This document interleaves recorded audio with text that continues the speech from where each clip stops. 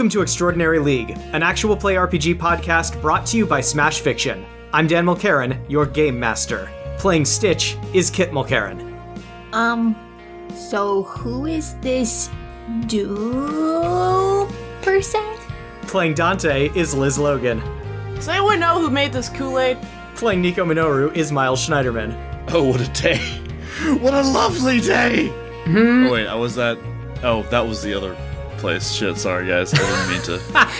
Listen to the most recent episode of Surprise Party for context on that quote, listeners. I was gonna do another, super elaborate, awful pun, and I just didn't have time. Sure. So next time, look forward to that. Playing Luna Lovegood is Megan Bob. Dear Quibbler readers, if everything goes well, I'll be about to make my biggest friend ever.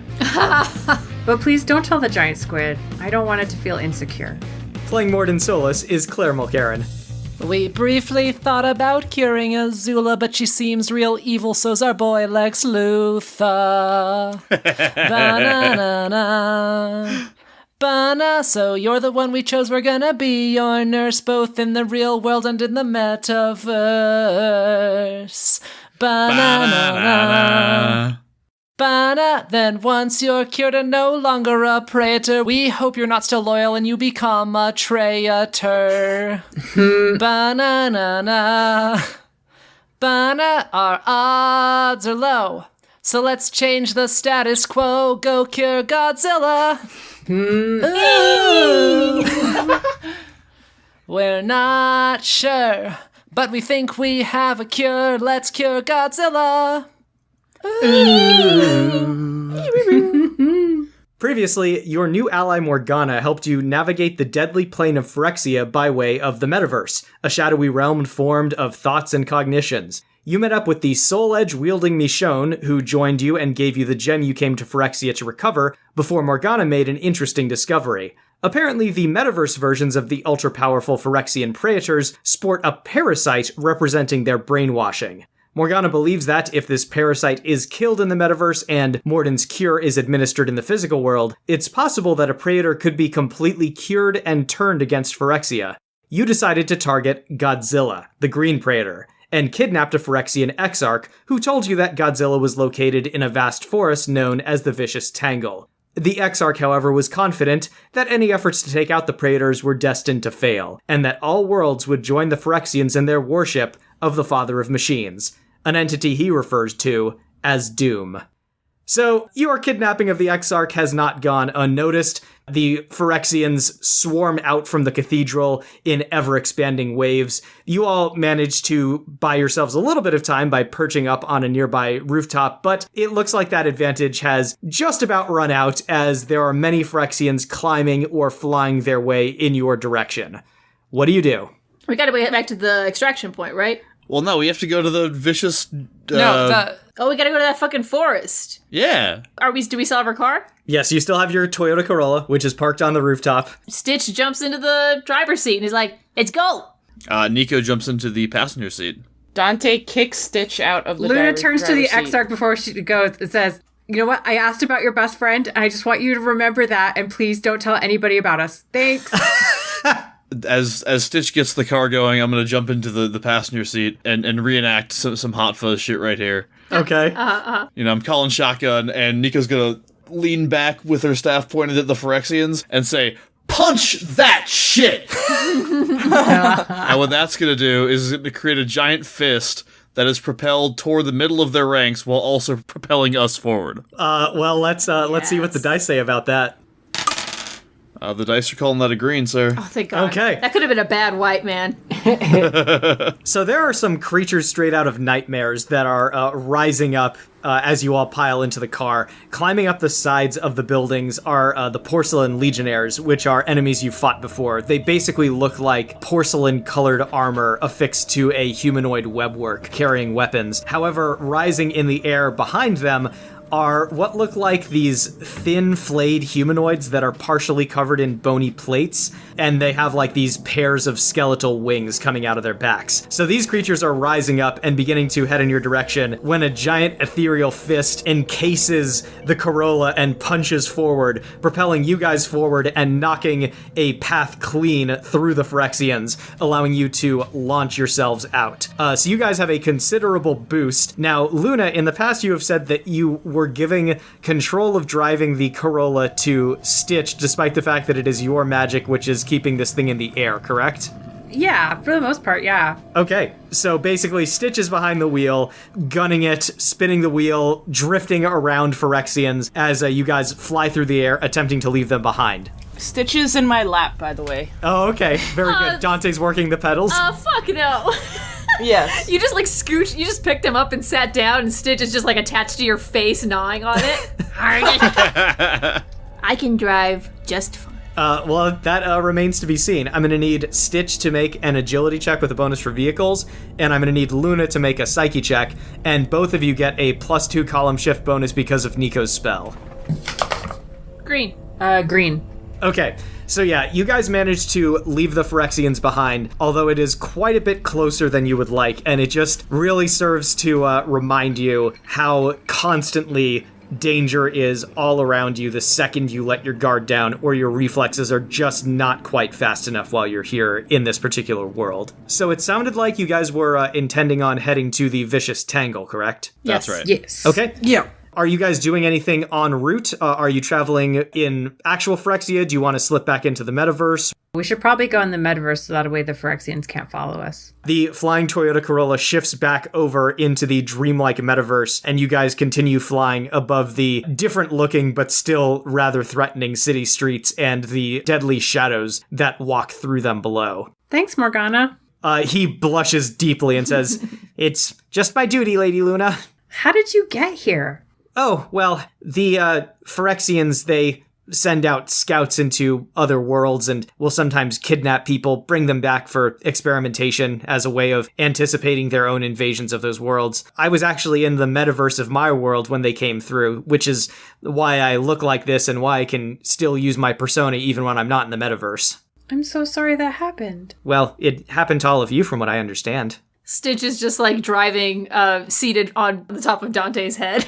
And he's just like, yeah, I miss Hawaii. Michonne turns and looks at you, Stitch, and says, "You're from Hawaii?" Kinda. Boy, the Hawaii in your world must look a lot different from the Hawaii in my world. Also from space. Hawaii's in space. No. Well, I mean, in a certain sense it is, because the Earth is in space. Oh my god. But Can we Hawaii stop? isn't floating in space, Mordin. Nico is banging her head against the window of the car. Michonne looks around and says, "So, you all seemed pretty excited about this whole Godzilla thing. What exactly are we getting ourselves into here?" I mean, excited is a word. So excited. So big. Well, just tell you one thing, Stitch is probably going to try to throw it. Or ride it.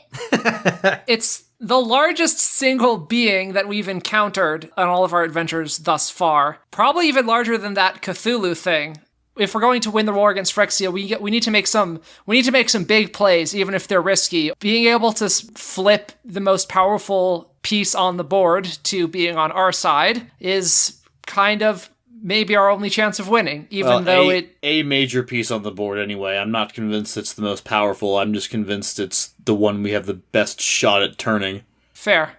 So you think a giant dinosaur is the one you guys have the best chance of turning? Well, We've made friends with smaller dinosaurs. I think that I know how to deal with giant things that just come at me in a straight line better than other things. She shrugs and says, "That's fair." Michonne now shifts her gaze downward to her katana, which she has spread out over her legs now that you guys are sitting down, and looks up at a couple of you and says, "I thought I saw a little bit of a reaction when I first drew this back at the junkyard."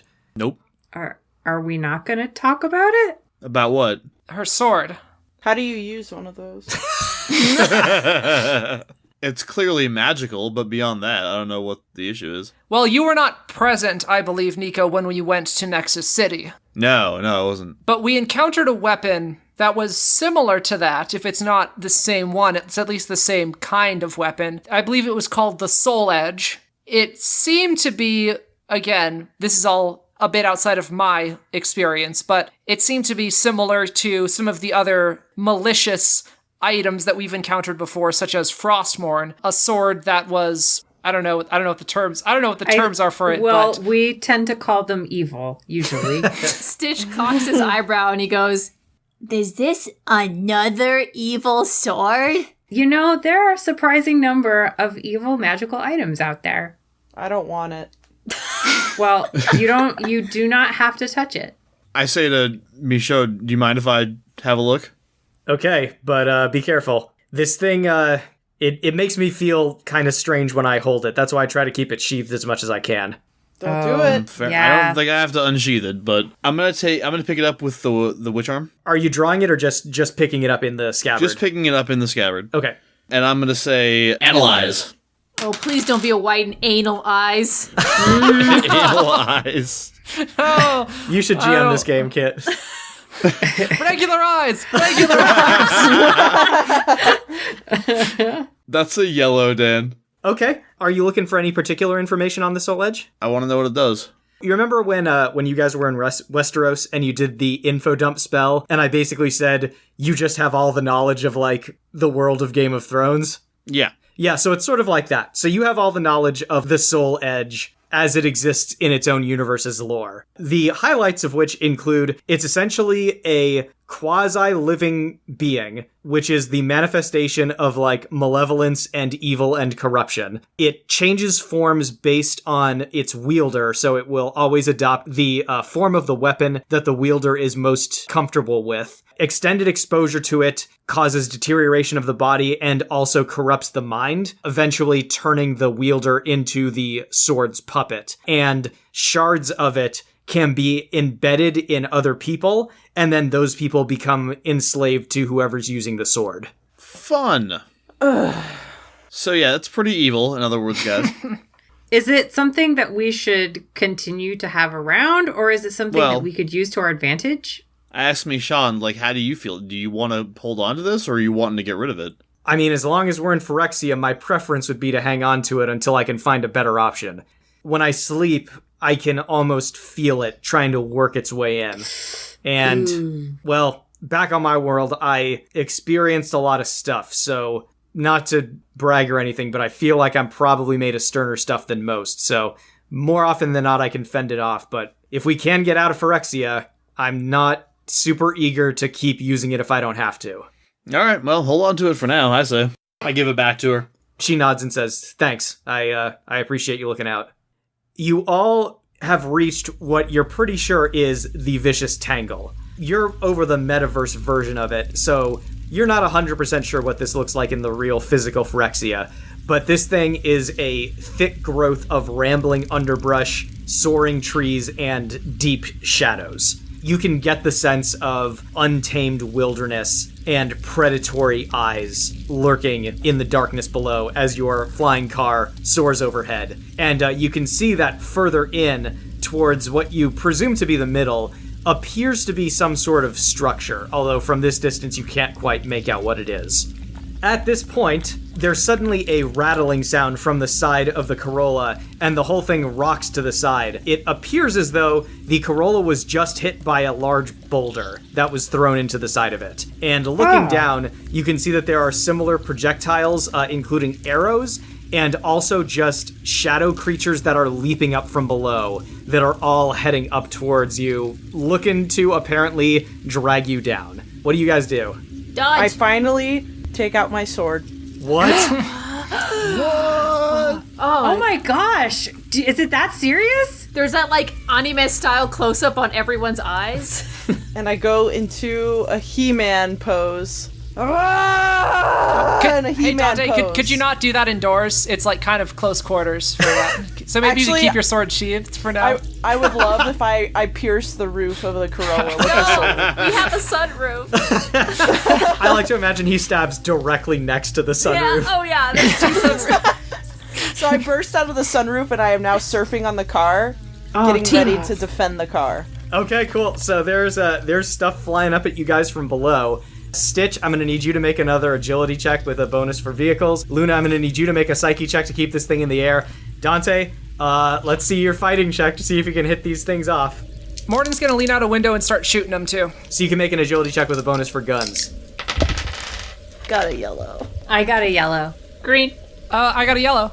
Between Stitch's driving, Luna's concentration, and the defensive efforts of both Dante and Mordin, you guys are able to keep a lot of the larger threats away. The Corolla is aloft for the time being, but it appears to have taken some damage. You can try to press on if you want, or you can kind of try to set it down in a place of your own choosing while you still have the power to do so. It's up to you. Do we know right now where the green Praetor is? Can we see it? Because, I mean, it's pretty big. He is pretty big. This place is very, very large. The only thing that you are seeing is a single structure which appears to be close to the center of the vicious tangle, but it's still a very long distance away. What do you guys think? If we enter the tree line, we could possibly lose them, though, right? You could try to fly low and get around them that way. Yeah, I'm okay with doing another round of trying to evade them. I would like Lace to help. I've been imagining Lace in the trunk, in the open trunk, because she is way too big to be sharing a backseat with you guys. She has the guitar. She has Marlene, so she can help out. We're going to keep trying to go for a while and not land, but we are going to switch to being below the tree line to try to lose them. Yeah, okay. So the Corolla ducks down and dips beneath the tree line. The creatures that were throwing things at you or leaping at you are instead now trying to pursue you either by running along the ground or by leaping from branch to branch as the Corolla swerves and skids through this darkened canopy of trees. Stitch, you're the driver. I'm going to need you to make an intuition check. Oh, no! No. Okay. The Corolla comes to a sudden halt as it is stuck in a gigantic spider web. Oh, shit. Oh, that's not good.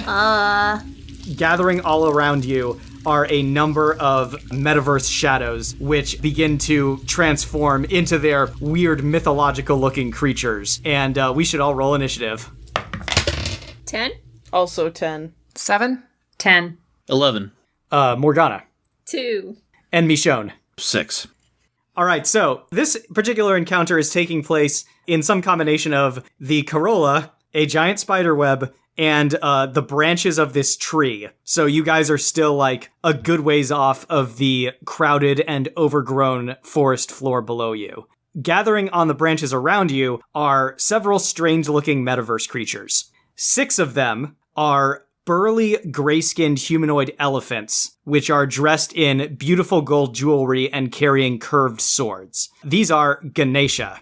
4 of them, from the neck down, they look like a skeleton made out of black metal, wearing a long red cape. One of their hands is replaced with a giant pincher, and then from the neck up, it looks like a white-skinned, red-maned horse wearing a wide-brimmed hat. These are Kumbanda, and then 2 of them are feminine figures completely covered in a form-fitting green and blue striped jumpsuit, including a mask. They're wearing white scale armor on their torso, they have a giant mane of purple hair, and they are carrying a thick-bladed sword. These are Queen Mab. Nico, you are up first. This is a lot of bad guys. Jiminy Christmas. These are all late game Persona freaking monsters. No. Well, let's see. I am going to fly out of the car. Can you describe to me how they're arranged? Like, if we had a battle map, where would they be at? Sure. The branches of this tree are very long and thick. Most of them are, like, no narrower than, say, a sidewalk. So most of the enemies that are here are standing very comfortably on the tree branches, probably like 2 or 3 to each branch in various kinds of configurations and combinations. I'll tell you what, let me go after the Queen Mab. There's 2 of them, right? So they're on the same branch. I'm just gonna lower my staff. I'm not gonna go all the way over there, but lower my staff in kind of a sweeping downward motion and say, chainsaw! I'm gonna try to cut that branch right off. Fuck, it's a white. I got a 31, I needed a 32. Okay, your Staff of One turns into a chainsaw. Oh my god, okay. Wow. It is a fully functional chainsaw. It cannot cast spells. Oh, shit. Okay, give it to me, please. Wait, does that make it the chainsaw of none? You're right, the chainsaw of none. or one very specific spell which it can cast many times. So, Dan, can I, shrug and attack with it? Yeah, sure, why not? Give me a fighting check. I gotta wipe by one number again. Oh no. This Queen Mab is surprised by this very unlikely turn of events, but manages to stay one step ahead of your wild swings as you come at her with a chainsaw. Luna, it is your turn. What would you like to do? I guess I'll just do fire damage to the branch that they're on. Confringo! Very good. Roll your psyche. I got a yellow. Are you targeting the tree branch that the 2 Queen Mabs are on? I was going to target one with some of the Ganeshas on it. Yeah, I'll say you can target one with 2 Ganeshas on it. Let's see how their agility checks go. Not super great. Turns out, giant elephants are not especially good at nimbly leaping out of the way of fireballs or off of collapsing tree branches. So, the 2 Ganeshas go crashing to the ground. They are a long distance down, but you can still see that they are moving around still and looking like they're trying to find a way up. They did, however, take quite a bit of damage from the fall. Dante, it is your turn. Hey, Nico, can I have your chainsaw? Yeah, totally. I'll toss Dante my chainsaw. Okay, both of you make an agility check. Green. I'm gonna white. God damn it! All right, the chainsaw goes flying down to sorry. the forest floor below. Damn it. That's the staff of one! Yes. It's okay. That it'll was come my back to me. chainsaw! So Dante, you are sadly chainsawless for the moment. What would you like to do? Alright, I have my sword in my hand, and I was really ready to use the chainsaw, but now I'm gonna try to use my sword to saw off a tree branch. So we have one tree branch that has the 2 Queen Mabs on it. There's also tree branches that have Ganesha and Kumbhanda on it. Which one would you like to go for? Queen Mabs. I'm gonna use Karma. I'll just take it to a red. With one stroke of the Sword of Power, you sever the branch that the Queen Mabs are on, and they both plummet. They, however, do not take the fall as well as the Ganeshas did, and they do not get back up from their fall. I'm just still hovering there in the air Yep. because I was on the branch. Stitch, it is your turn. Stitch sees the giant lad that is Ganesha and is like, yeah.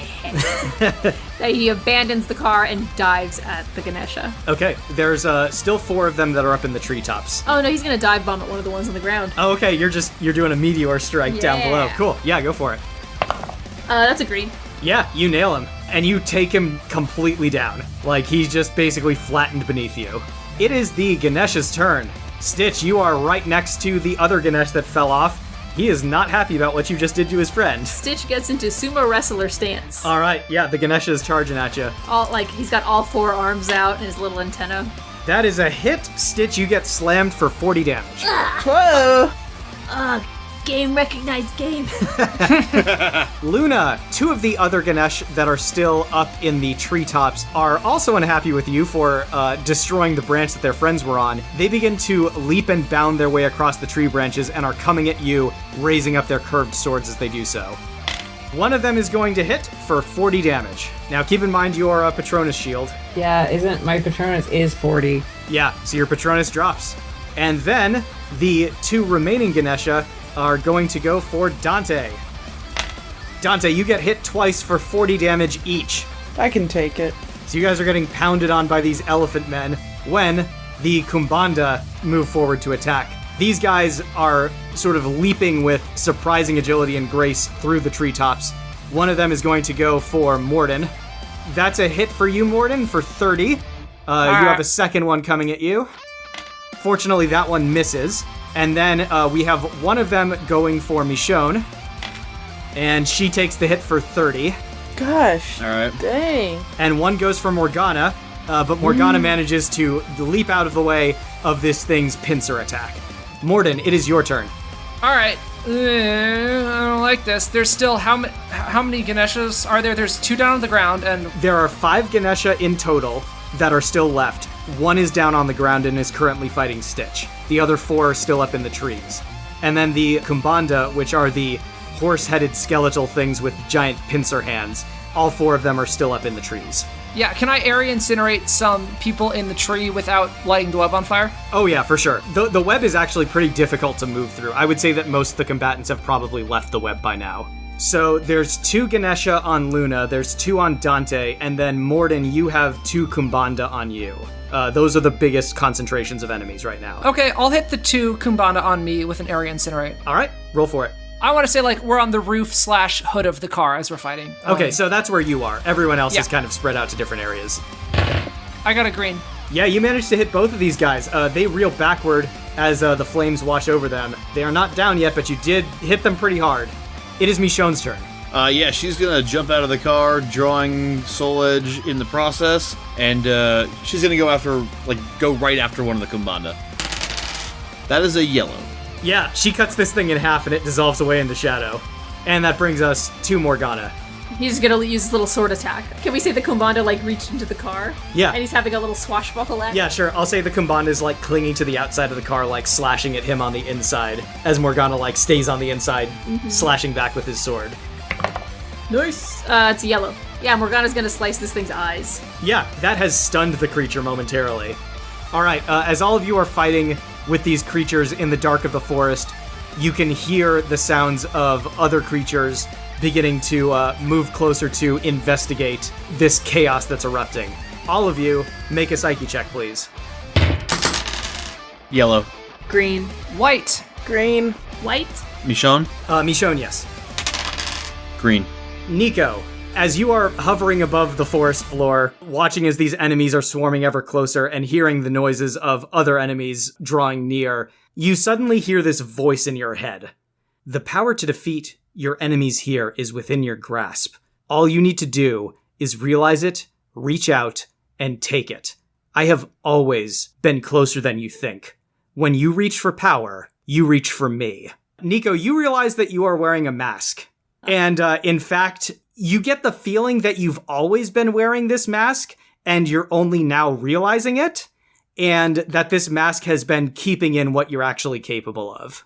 I take off the mask. It is an extremely painful process because you realize that the mask has partially bonded with your face. You can feel blood running down your cheeks as you peel this thing off, and fire seems to burst out from all around you and forms itself into a being behind you. You recognize this as being similar to the way that Zorro forms behind Morgana when he summons it. And you hear this voice proclaim triumphantly, "I am thou, thou art I." And you realize you have brought forth your own persona, Nico. Nico, it is your turn. You have manifested your persona, Hecate.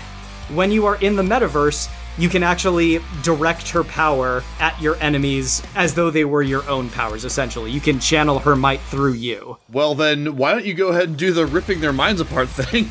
Okay, who would you like to target? Yeah, I'll go after the Ganeshas have been fucking up my buddies, so... I'm gonna go after the two that are on Dante.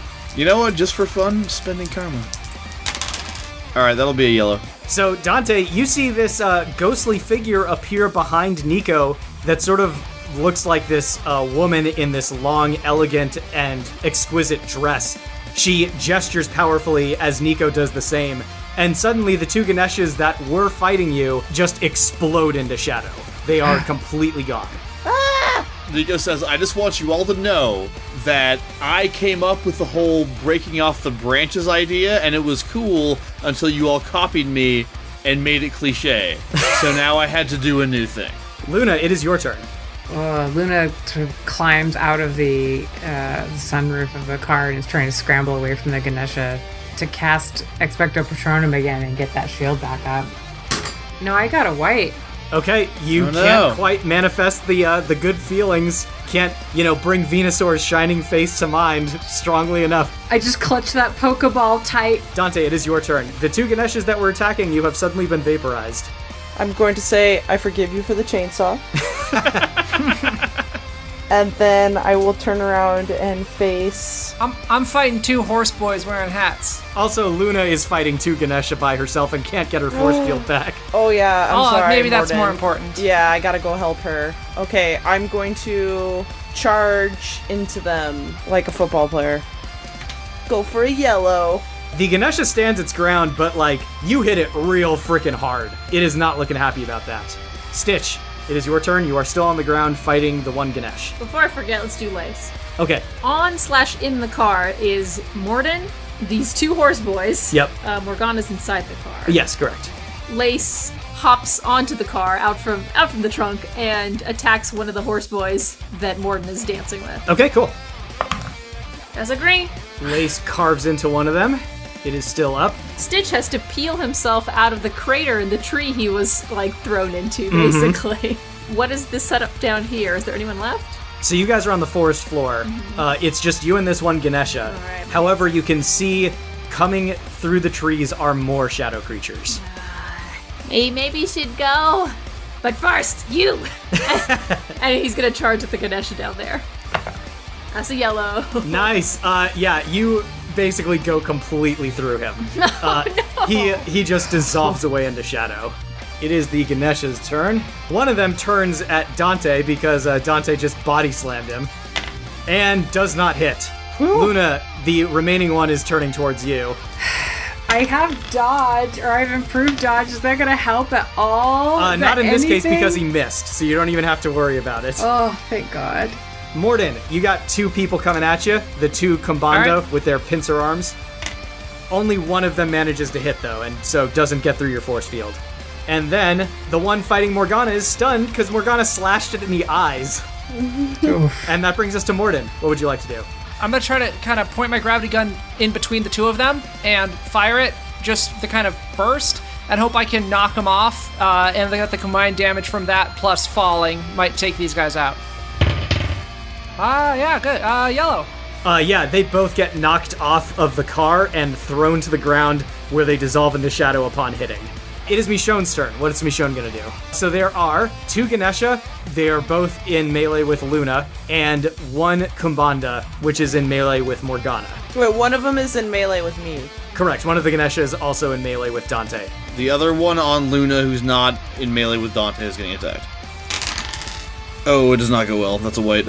Oh, no. Okay, yep. Michonne tries to hit it with the Soul Edge and can't quite connect. It is Morgana's turn. Morgana sees the Kumanda, like, reeling back, and then pokes his little head and sword out the window at it and casts Garu. Okay, summons up Zoro. A ghostly Zoro appears from the sunroof of the Corolla. Nice. Oh my god! For some reason, he just, like, cannot channel Zoro around Lady Luna. It's too much pressure. Oh, I'm sorry. Everyone except for Nico, please make a psyche check. I'm gonna use Karma. I'm gonna use Karma too. One in All right, action. fine. I would have used karma. We're joining this karma party. Nico, you're right. Everyone's just a bunch of fucking copycats. I'm telling you, I set the trends and you all just follow them. Yeah, I got a white again. I'm sending it to red. I don't want to burn it too much. I'm gonna leave it at yellow. Yeah, yellow. And Michonne? White.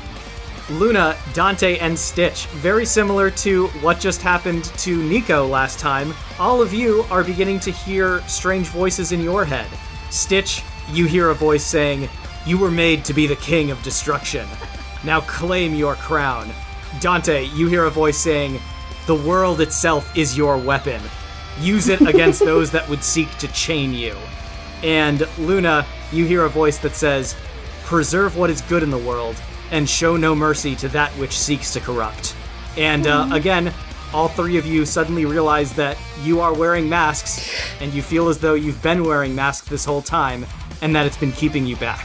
Stitch's mask appears on his face, and it's like this white, bedazzled with gold, like sequins kind of mask. Okay. It's very evocative of the outfit you're about to see. Can I describe mine too? Sure. Dante's mask resembles a 90s era jazz paper plate with holes cut into it.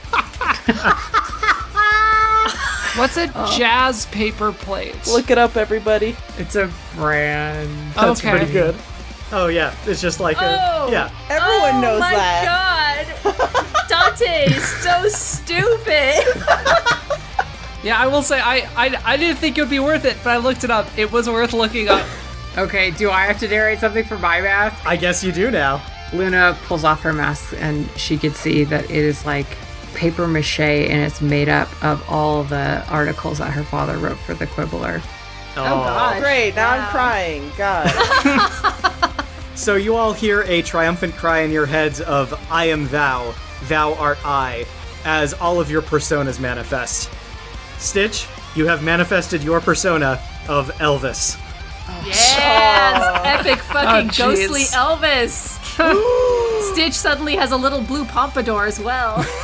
Oh, so good. Wow. Dante, your persona is Fenrir. Ooh, yeah, that's badass. Shit. And Luna, your persona is the unicorn. No. Nico, we are back to you. What would you like to do? All right, well, I'm gonna go after those other 2 Ganeshas again, man, because like same old shit. Let's do it again. Oh no, that's a white.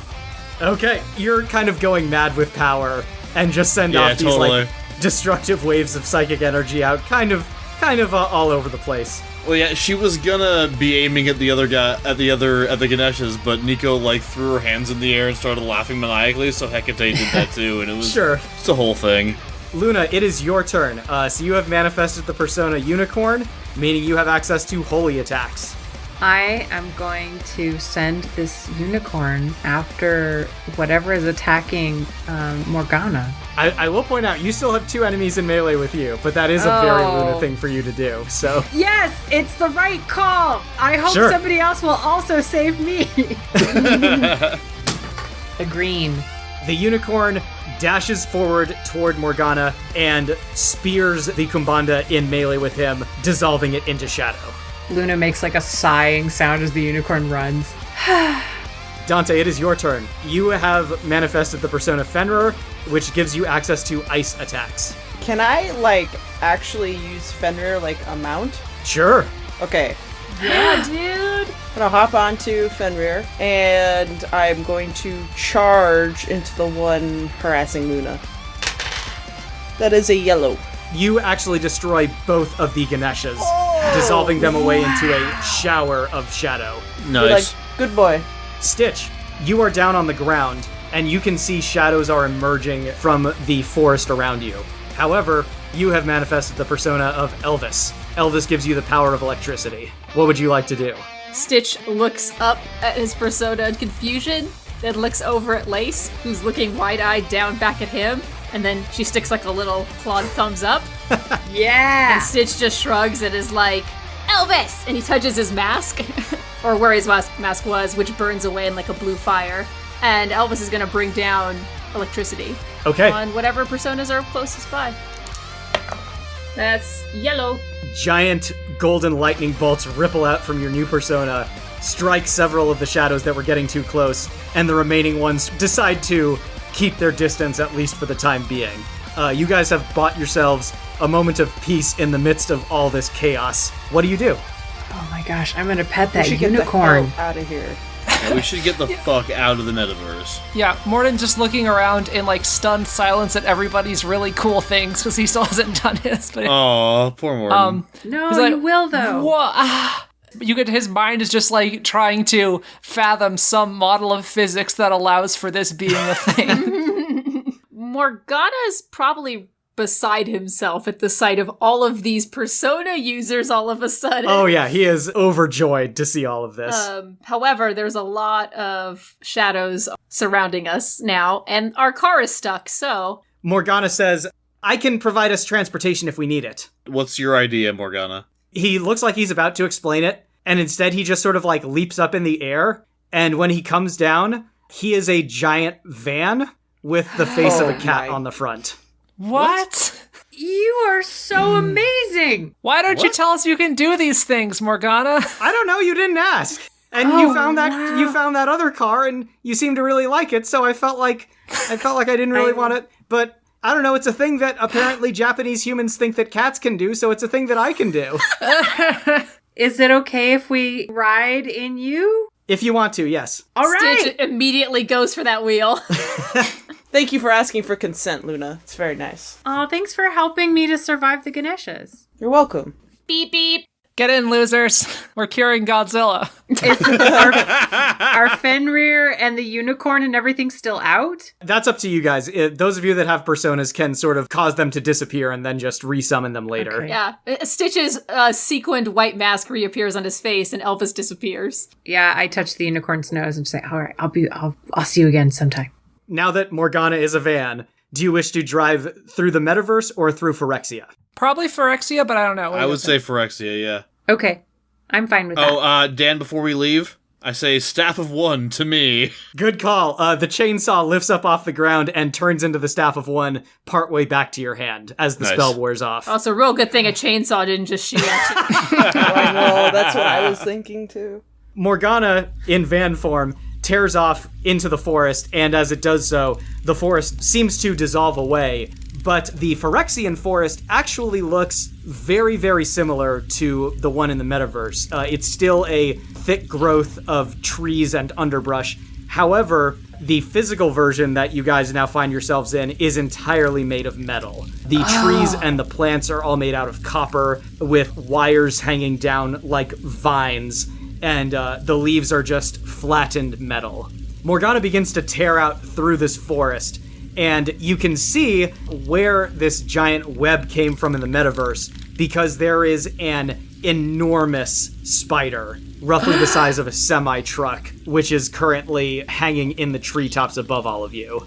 So you all tear away through the Phyrexian forest. Morgana is attempting to avoid creatures as best as he's able. They actually do spot him more than a few times, but he is actually quite nimble as a van and very, very fast. So he's able to actually stay several steps ahead of any predators, although it is very hairy going for most of it. Ha! Ha! Pun. Harry. Thank you. Yeah. You all eventually head in the direction of the giant structure that you saw when you first entered the Vicious Tangle in the metaverse.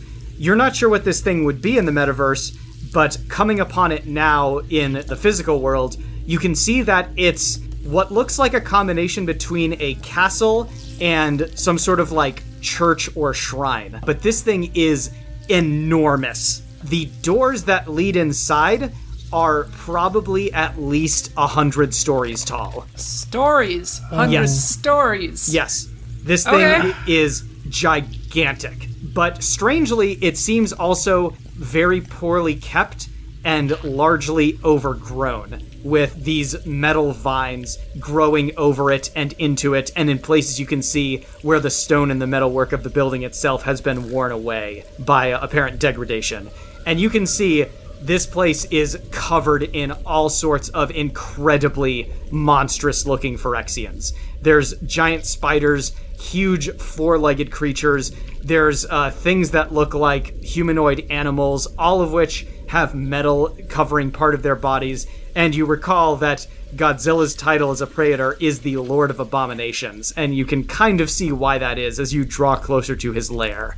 I've never seen a Godzilla house before, and I wouldn't know exactly what a Godzilla house looks like. But if I was, taking bets, I bet that's a Godzilla house. I think it probably is a Godzilla house. Can we creep past the things, or will they see us and want to eat us? You can certainly attempt to sneak, but I might suggest getting out of the van to do so. Or we could drive so fast that they don't have time to come after us. Because I bet, Morgana, can you go up to 100? Kilometers per hour is probably, that's not fast enough. I can go pretty fast, but I don't know, I haven't been able to look at my speedometer. Oh, that's a good point. We should do... You should come back with us, and then you can do the racetrack. Oh, yes! I think this is a fantastic idea. And Michonne says from the back seat, guys! Oh, sorry. Okay, I guess we should creep past these things and not get eaten. Yeah, I think on foot would be best. Does everyone remember the nonverbal hand signals that I taught you earlier? Yes, Mordin. Thank you Absolutely. for teaching those to us. All right. I have modified them, though, a little bit. Nico, is it all just you flipping the bird? No. Yeah, it was. I was thinking the exact same thing.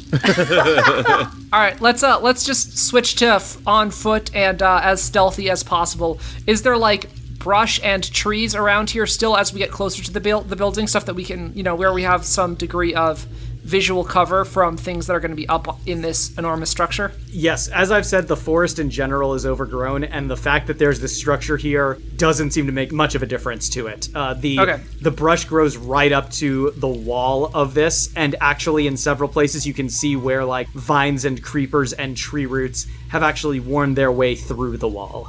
You all pile out of Morgana, he transforms back into his kitty self, and you all begin to sneak your way into Godzilla's fortress.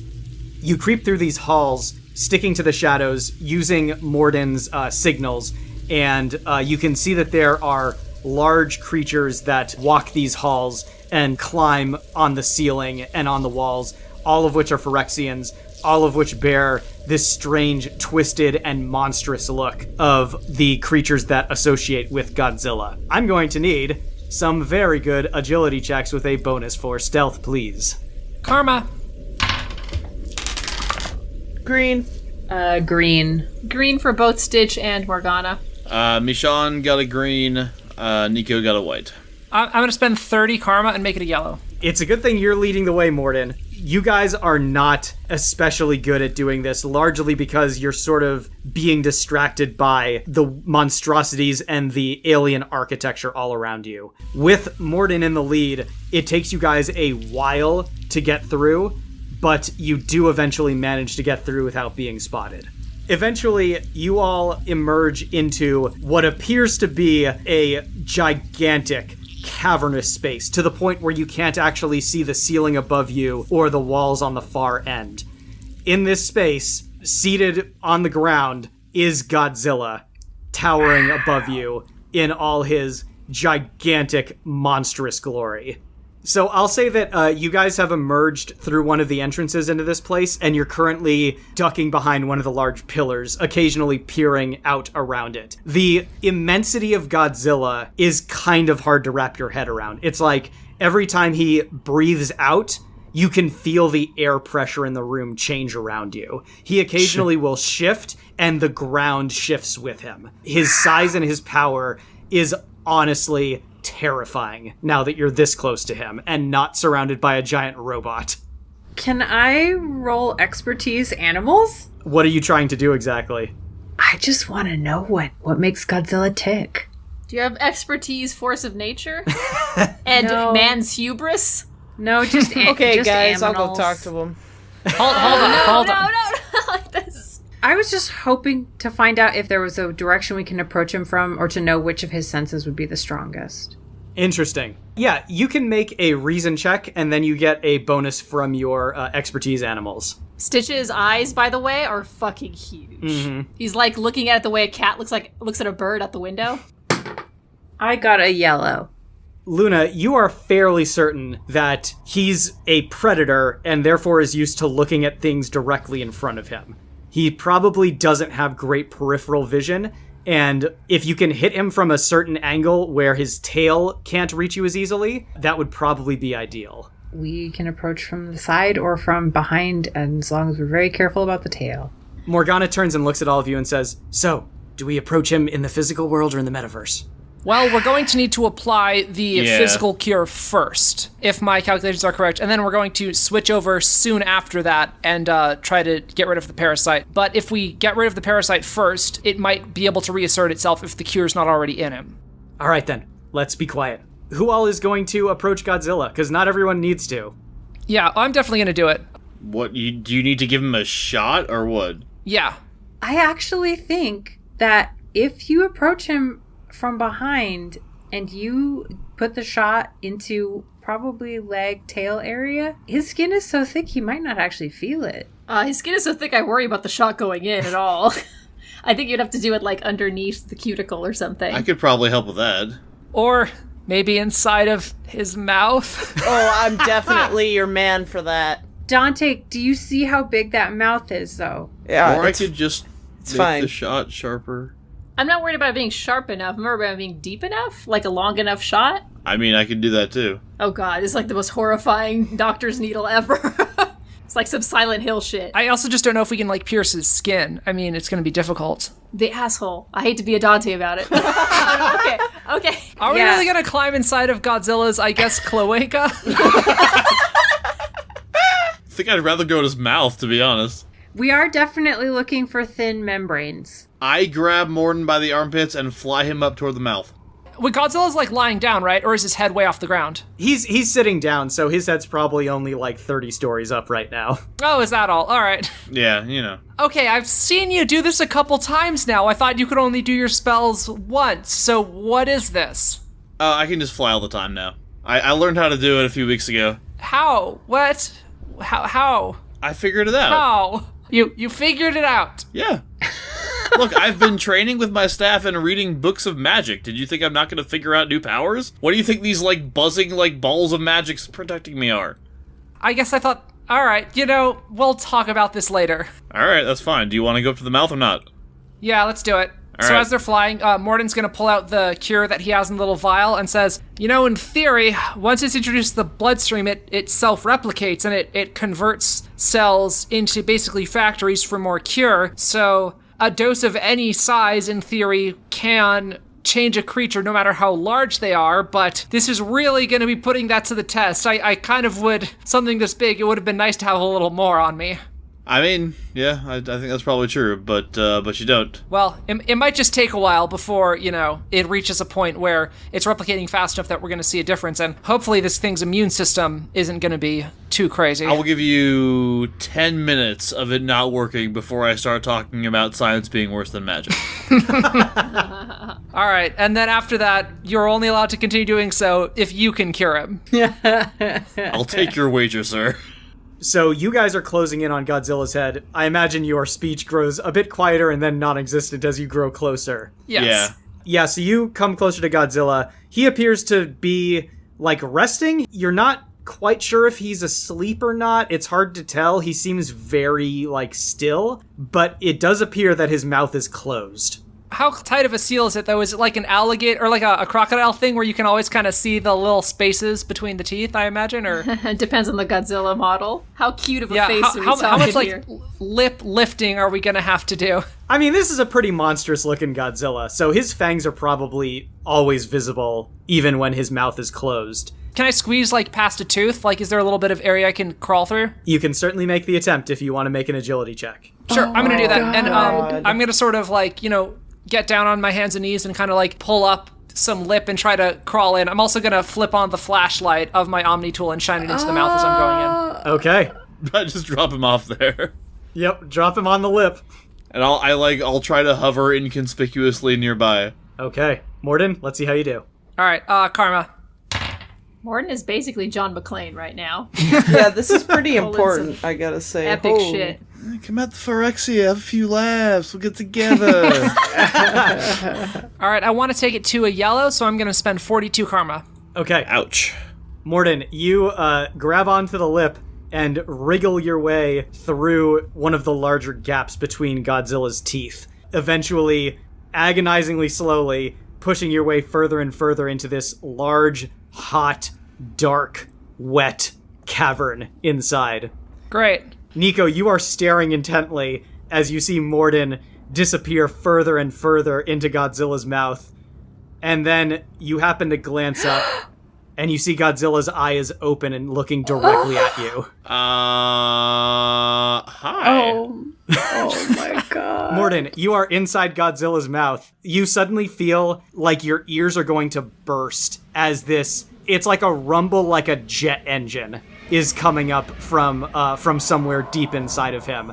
And you see way back in what you imagine is his throat, Oh no. a glow beginning to build. no. What do Okay. you do? I'm going to duck down, and I'm going to sort of wait to see if his tongue starts to lift a little bit, and what it does, I'm going to go for a big vein on the underside of the tongue.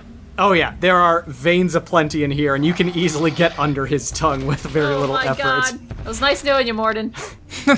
Yep, that's what I'm doing. Going for a big old vein under the tongue and stabbing it with the injector. Okay, Nico, what are you doing now that Godzilla has seen you and has begun to growl? The only thing I can think to do is point the staff of one at him and go, SLEEP! Okay, let's see how your spell does against Godzilla. Oh god. No, I was hoping for a choke, but Well, either way, it doesn't matter. I gotta wait. Oh no! Alright, here's what happens. Mordin, inside Godzilla's mouth, you plunge your injector into one of the veins beneath his tongue and let it loose. Godzilla's mouth, which had been held carefully closed, suddenly snaps open, and he lets loose a roar of ear-shattering volume. The force of this roar sends Mordin flying end over end out of Godzilla's mouth, covered in gallons of saliva, flying at Nico as Nico points her staff forward and says, sleep. Oh no. Mordin immediately falls asleep. And has begun to plummet down towards the ground, unconscious. God. I run. As Godzilla is roaring in anger. I run to catch Mordin. Okay, Dante, make an endurance check. Oh my god, I got a 98. Well, Oh, your one true love, Mordana. you want to describe the epic way in which you save Mordin from certain death? Yeah, suddenly, da da da da da da, starts playing, and I run, I rip off my jacket, get it ready as like a landing pad, and I catch him, and he like gently sails into my arms, and I barely even bend my knees.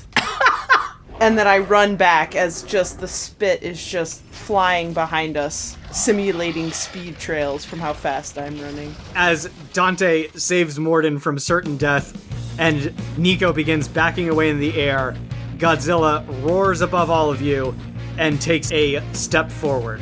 And that's game.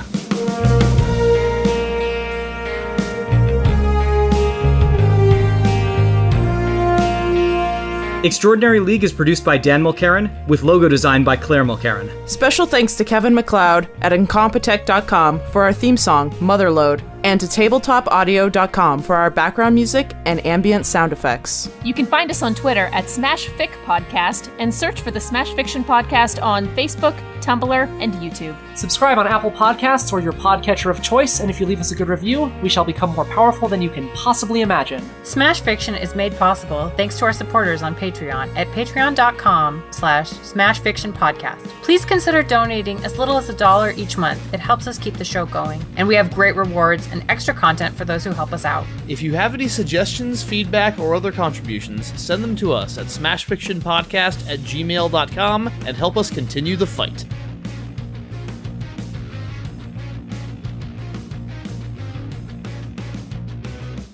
Oh Wow. my god, Dan, please Yeah. let my persona be Virgil.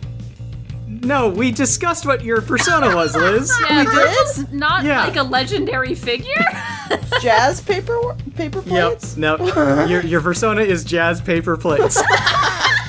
But would you like some mac and cheese? What the hell is happening? Is it? Wait. Isn't that what is Domino's like weird? The Noid? That's Dante's motherfucking persona. Tell me I'm wrong. Oh my god. Oh, Dante's persona is totally the noise. It's not too late to change it, Dan. That legendary mythical pizza figure. Oh my god. Those are the paper plates.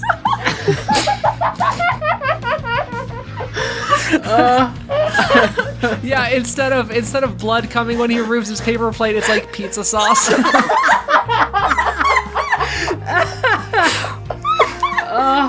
Oh, so good. Oh, my face hurts.